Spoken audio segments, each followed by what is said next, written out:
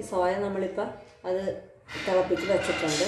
Carrot കുറച്ച് വേണം, ഇതിന് മൂന്നോ നാലോ മുട്ട വേണം, പിന്നെ കുറച്ച് മൈദപ്പൊടി വേണം. അപ്പോൾ ഇനി ബാക്കി നമുക്ക് ഇതിന് എന്താ ചെയ്യേണ്ടതെന്ന് നോക്കാം.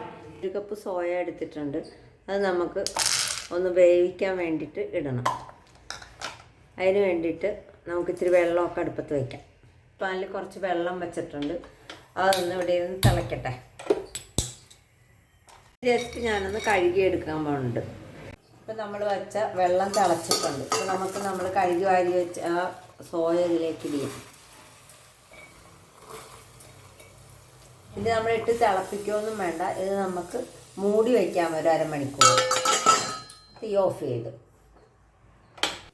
അപ്പോൾ നമ്മുടെ സോയയൊക്കെ ആറിയിട്ടുണ്ട്. നമുക്കിത് നന്നായിട്ടൊന്ന് പിഴിഞ്ഞെടുക്കണം, ഇതിൻ്റെ വെള്ളമൊക്കെ കളഞ്ഞിട്ട്. ഇത് നമ്മളിപ്പോൾ നന്നായിട്ട് പിഴിഞ്ഞെടുത്തിട്ടുണ്ട്. നമുക്ക് വേണമെങ്കിൽ ഇങ്ങനെ ചെറുതായിട്ട് മുറിച്ചിടാം. ഇങ്ങനെ കൈവച്ച് തന്നെ മുറിക്കാം. വെന്തിട്ടുണ്ടത്.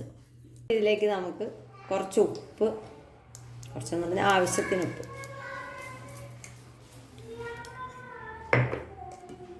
ഒരു 1/4 ടീസ്പൂൺ കുരുമുളക് പൊടി, അതുപോലെ ഒരു 1/4 ടീസ്പൂൺ കാശ്മീരി ചില്ലി,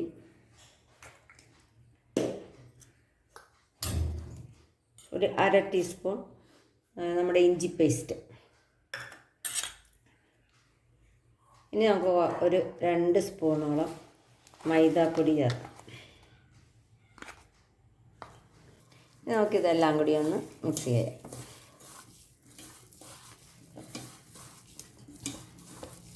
ഇതിവിടെ ഒരു 10 മിനിറ്റ് ഇങ്ങനെ ഇരിക്കട്ടെ.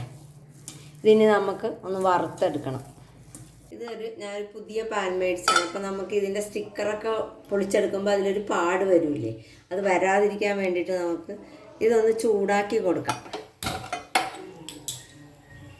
ഇത് ചെറുതായിട്ട് ചൂടായി കഴിഞ്ഞാൽ നമുക്കത് ഈസി ആയിട്ട് പൊളിച്ചെടുക്കാൻ പറ്റും. അപ്പോൾ അതിൻ്റെ പാടൊന്നും അതിൽ ഉണ്ടാവില്ല. അല്ലെങ്കിൽ നമുക്കത് ചെയ്യുവാനൊക്കെ ഭയങ്കര പാടാണ്. നോക്കാം നമുക്കിനി.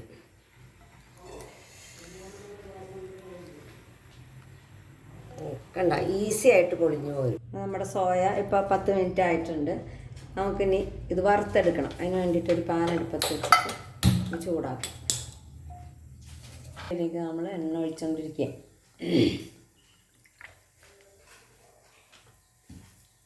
നമ്മുടെ എണ്ണ ചൂടായിട്ടുണ്ട്. നമുക്കിത് കുറേശ്ശായിട്ട് ഇട്ടിട്ട് വറുത്തെടുക്കാം.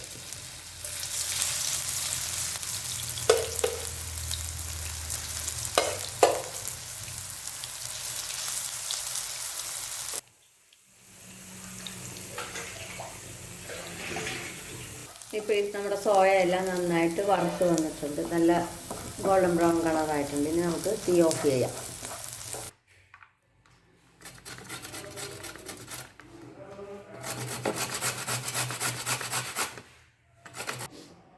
നമുക്ക് ഈ മുട്ട പൊട്ടിച്ചൊന്ന് അടിച്ചെടുക്കാം.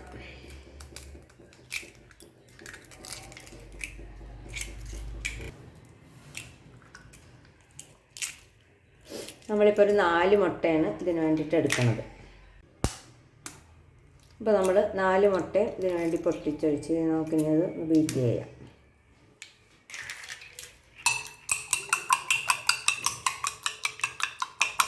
നമ്മൾ ചെറുതായിട്ട് ഇത് അടിച്ച് വെച്ചിട്ടുണ്ട്. ഇതിലേക്ക് നമുക്ക് കുറച്ച് മതി, ഒരു സവാളയുടെ 1/4 ഭാഗമൊക്കെ മതി. കുറച്ച് ഇഞ്ചി, പച്ചമുളക്, ചെറിയൊരു കഷ്ണം ഇഞ്ചി, ഒരു കുഞ്ഞു പച്ചമുളകും ഇട്ടൊന്നും കൂടെ നമുക്ക് അടിക്കാം.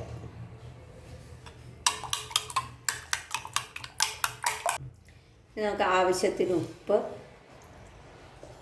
ഒരു കാശ്മീരി ചില്ലി പൗഡറാണ്, അതൊരു 1/4 ടീസ്പൂൺ, ഒരു 1/2 ടീസ്പൂൺ കുരുമുളക് പൊടി ഇട്ടൊന്നും കൂടെ നമുക്ക് അടിക്കാം. ഇതിലേക്കൊരു 2-3 ടീസ്പൂൺ മൈദപ്പൊടി, അതും കൂടി നമുക്ക് ഇട്ടടിക്കാം. ഇത് നന്നായിട്ട് യോജിപ്പിച്ചിട്ട് നമുക്കിതിൻ്റെ കൂടെ നമ്മളെടുത്ത് വെച്ചിരിക്കുന്ന ക്യാരറ്റ് അത്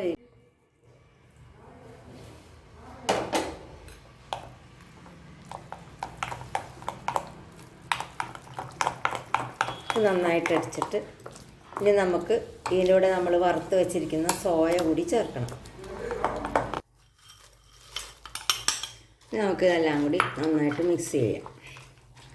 ഈ സമയത്ത് നമുക്ക് ഇതിന് ഉപ്പൊക്കെ വേണമെങ്കിൽ ആവശ്യത്തിന് ഇട്ട് റെഡിയാക്കി എടുക്കണം.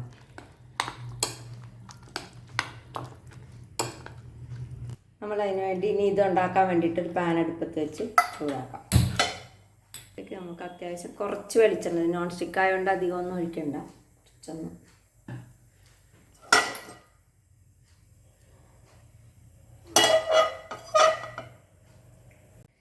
ഇനി നമുക്ക് നമ്മൾ എടുത്തു വച്ചിരിക്കുന്ന ഈ മിക്സ് ഇതിലേക്ക് ഇടാം.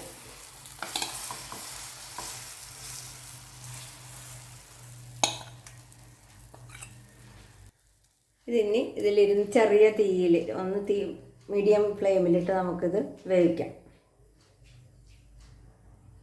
ഇത് നമുക്ക് മൂടി വയ്ക്കാം. ഇത് നമുക്ക് പൊക്കി നോക്കിയിട്ട് ഇതിൻ്റെ മല്ലിയില മൂടി വെക്കാം. നമുക്ക് കുറച്ച് നേരം കൂടി ഇത് മൂടി വയ്ക്കാം, ഒരു 2 മിനിറ്റ്. ഇപ്പം നമുക്ക് കയ്യിലുകൊണ്ട് മറിക്കാൻ പറ്റില്ല. അപ്പം നമുക്ക് വേറൊരു പാനും കൂടി എടുത്തിട്ട് അതിലേക്ക് നമുക്കിത് തിരിച്ചിടാം. ആ വശവും കൂടി നമുക്കൊന്ന് വേവിക്കണം.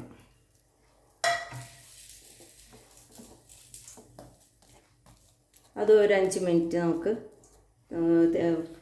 കുറഞ്ഞ ഫ്ലെയിമിലിട്ട് ശരിയാക്കാം. ഇതിപ്പോൾ നമുക്കൊന്ന് കുത്തി നോക്കാം വെന്തിട്ടുണ്ടെന്ന്. അപ്പോൾ ഇത് മേലൊന്നും പിടിക്കാനില്ല, അപ്പോൾ വെന്തിട്ടുണ്ട്. അപ്പോൾ നമുക്കിനി ഇത് ഒരു പ്ലേറ്റിലേക്ക് മാറ്റാം.